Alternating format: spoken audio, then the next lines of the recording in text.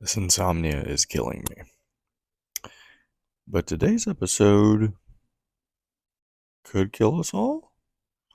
I don't know. Hopefully not. Let's sit with a question most people don't stop to ask. Who motivates the person motivating you? We all have that coach, that teacher, parent, or, talking head online telling us, hey, keep going. Don't quit. But peel back one layer. Who's fueling them? Who's fueling your heroes, your motivators? And if motivation is passed like a torch, how far up the chain does it go before we hit the source? Motivation feels like a hierarchy. At the bottom, it's you, it's me, grinding, searching, looking for fuel, hell, just to get out of bed.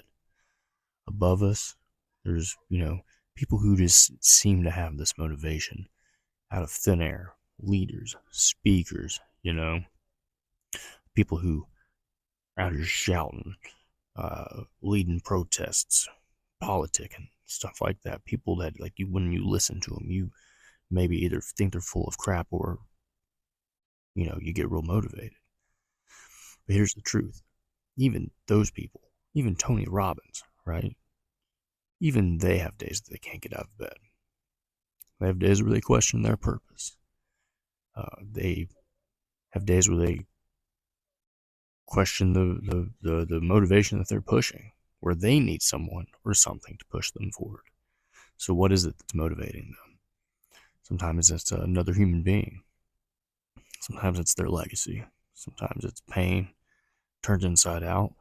It's not as simple as a ladder, right? The guy that you're watching and working out, because you're watching him get shredded and then you're trying to get shredded, get jacked, or whatever, he's also pulling motivation from somewhere, unless he's, just that big of a narcissist. And it could be something, someone or something that you've never heard of, it could be invisible. Faith, their own mortality, the clock ticking against them. So what is this supreme motivation? Where do people get all of this energy? It's not caffeine. It's not that prime energy drink. You know what I'm saying?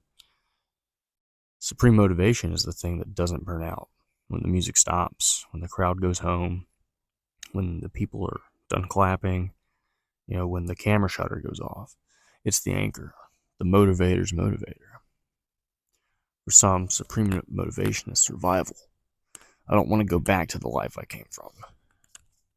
For others, it's creation, I want to build something that outlives me. For others, it's love, because they can't quit doing something because so many people are counting on them. Think of MJ, Michael Jordan, motivator for millions. What was his supreme motivation? Obsession, an unrelenting obsession to be the best, fueled by competition and fueled by proving doubters wrong. Think about Maya Angelou. She motivated the whole world with her words. Her supreme motivation was the responsibility to tell the story, to honor the people fighting for. Supreme motivation is rarely about applause. It's about alignment, knowing exactly why you cannot quit. What about these days when there's nothing? There's no coach, there's no mentor, no playlist to help you, it's just silence, The paradox is that it can come from the outside, but it only survives when you grow it inside, when you grow that motivation from nothing.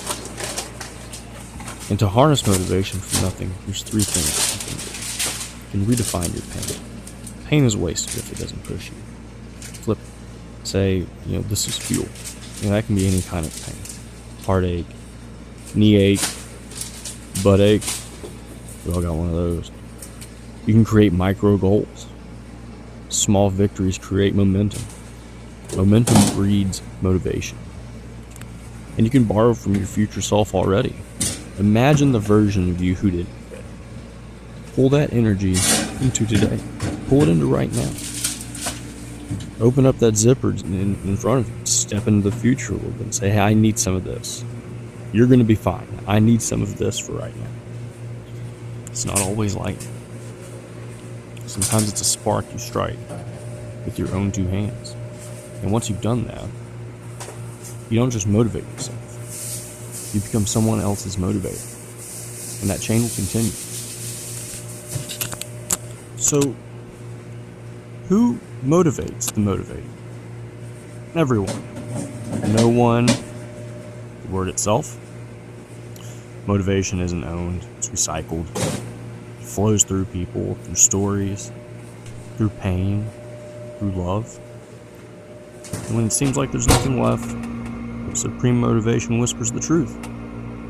You don't need someone else to start your fire. You are the fire. This has just been something I wanted to do. I wanted to talk with the people. Let the people hear some words. And I hope the right people hear it.